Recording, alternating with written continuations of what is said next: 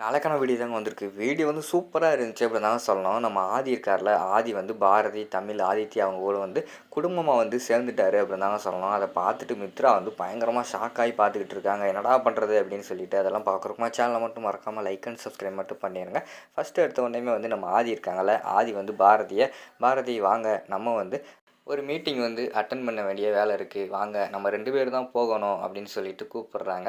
சரின்னு சொல்லிட்டு பாரதியும் சரி சார் வாங்க போவோம் அப்படின்னு சொல்லிட்டு அந்த இடத்துலேருந்து கிளம்பி வர்ற மாதிரி தான் காட்டிக்கிட்டு இருக்காங்க.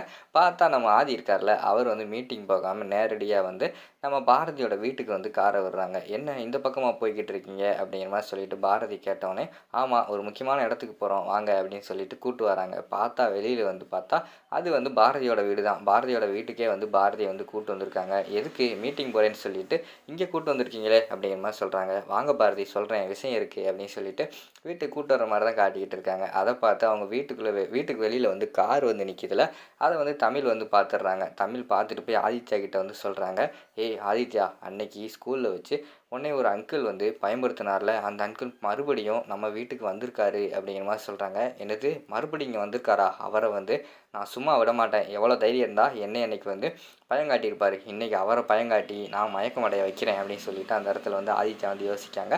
பிறகு ரூமுக்குள்ளே போகிறாங்க. போய் ஒரு குரங்கு பொம்மை மாஸ்க் மாதிரி இருக்குது, அதை எடுத்துகிட்டு அவர் போட்டுட்டு வெயிட் பண்ணிக்கிட்டு இருக்கிற மாதிரி காட்டுறாங்க கதவுக்கு பின்னாடி. இங்கிட்டு பார்த்தா நம்ம ஆதி வந்து டோரை திறந்து வீட்டுக்குள்ளே வராங்க. வந்தவொடனே அப்படின்னு சொல்லிட்டு கத்த ஆரம்பிச்சிடுறாங்க. அதாவது குழந்தையெல்லாம் பயங்காட்டும் போது கத்துவாங்கள்ல, அது மாதிரி கத்துற மாதிரி தான் காட்டுறாங்க. டக்குன்னு ஆதிக்கு வந்து புரிஞ்சிடுது, ஓ நம்மளை வந்து பயங்காட்டுறானா அப்படின்னு சொல்லிட்டு ஆதி பக்கத்தில் ஒரு சோஃபா இருக்குது, அதில் போய் அப்படியே விழுந்து மயக்கமான மாதிரி நடிக்கிறாங்க. அதை பார்த்தோன்னே சந்தோஷமாயிருது நம்ம ஆதித்யாவுக்கு. வந்து எப்படியோ வந்து நம்ம பயங்காட்டி அந்த அன்கிளை வந்து மயக்கம் போட வச்சாச்சு அப்படின்னு சொல்லிட்டு அதுக்கடுத்து அன்கிள் எந்திரிங்க, நான் சும்மா தான் விளாண்டேன் அப்படின்னு சொல்லிட்டு அந்த இடத்துல வந்து மாஸ்க்கை வந்து கலட்டுற மாதிரி காட்டிக்கிட்டு இருக்காங்க. சரின்னு சொல்லிட்டு ஆதி வந்து எந்திரிச்சிடுறாங்க.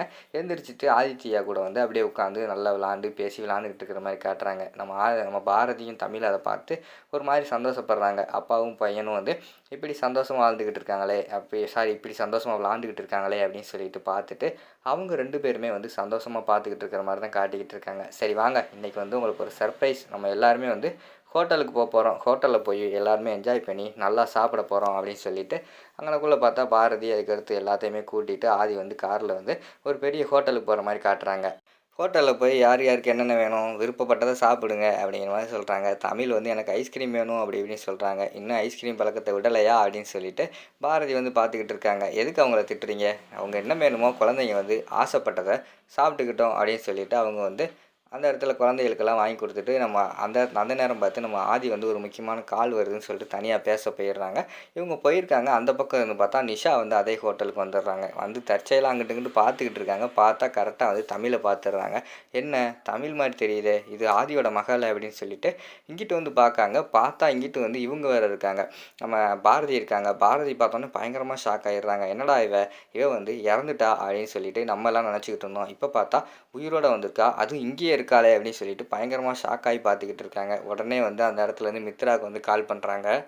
ஏய் மித்ரா, நான் நிஷா பேசுகிறேன்டி, இங்கே பாரதியை பார்த்தேன், ஹோட்டலில் தான் இருக்கா அப்படிங்கிற மாதிரி சொல்கிறாங்க. ஏய் என்னடி சொல்கிற அப்படின்னு சொல்லிட்டு அவங்க ஷாக் ஆகி கேட்காங்க. ஆமாடி, நான் இங்கே தான் பார்த்தேன், அவன் என்னடானா நம்ம இறந்துட்டோன்னு நினச்சிக்கிட்டு இருந்தோம், நம்ம கண்ணு முன்னாடியே வந்து இங்கே ஹோட்டலில் உட்காந்துருக்காடி அப்படிங்கிற மாதிரி சொல்கிறாங்க. ஏய் என்னடி, நான் ஒரு தலைவலி முடிஞ்சு போச்சு, ஆதி வந்து நம்ம ஈஸியாக வந்து கல்யாணம் பண்ணிக்கலாம்னு நினச்சா மறுபடியும் பாரதி இருக்கான்னு சொல்லிட்டு ஒரு குண்டை தூக்கி போடுற அப்படிங்கிற மாதிரி சொல்கிறாங்க. ஏய் நீ கிளம்பி வாடி அப்படின்னு சொல்லிட்டு அந்த ஹோட்டலுக்கு வந்து மித்ரா வந்து நிஷா வந்து வர வைக்கிற மாதிரி தான் காட்டுறாங்க. அங்கே பார்த்தா ஆதியும் அந்த ஹோட்டலில் தான் இருக்கிற மாதிரி காட்டிக்கிட்டு இருக்காங்க. அதோட பார்த்துக்கிட்டிங்கன்னா அந்த எபிசோடு வந்து முடிச்சிடுறாங்க.